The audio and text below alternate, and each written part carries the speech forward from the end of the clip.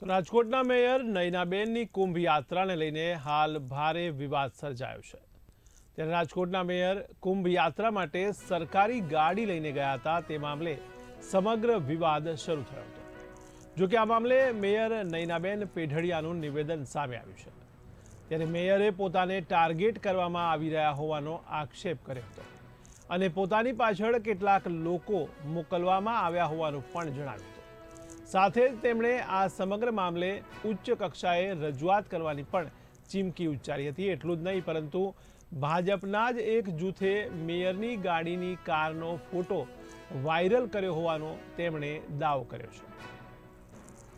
પાછું 144 વર્ષ પછી આ એક મોકો આપણને મળતો હોય ત્યારે આ મોકો અમારે નાવા માટેનો જતો નહોતો કરવો।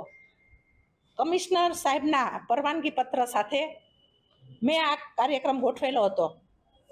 ગાડી પ્રાઇવેટ લઈ જવા માટેના મેં પ્રયત્ન કરેલા હતા, પણ બધા એક જ જગ્યાએ જ્યારે જતા હોય ત્યારે બસમાં પણ મુસાફરી કરવી અને ઝડપથી પાછું કોર્પોરેશને આવી શકાય એના માટે થઈને મેં પ્રાઇવેટ ગાડીની ખૂબ તપાસ કરી, પણ મને ન મળી। એટલે જે મેયરની ગાડી આપણે હુકમની સાથે જે લઈ જતા હોય એ હુકમની સાથે મેં પરવાનગી લીધી અને જે પણ ભાડું થતું હોય એ ભાડું એટલે કે ડીઝલ, પેટ્રોલ, ઈંધણનું જે પણ બિલ થતું હોય એ મેં ચૂકવી દીધું છે। એટલે આ એક વાહિયાત વાત છે કે 2 રૂપિયા લેખે એવો કોઈ 2 રૂપિયાનો ઠરાવ ક્યાંય છે નહીં।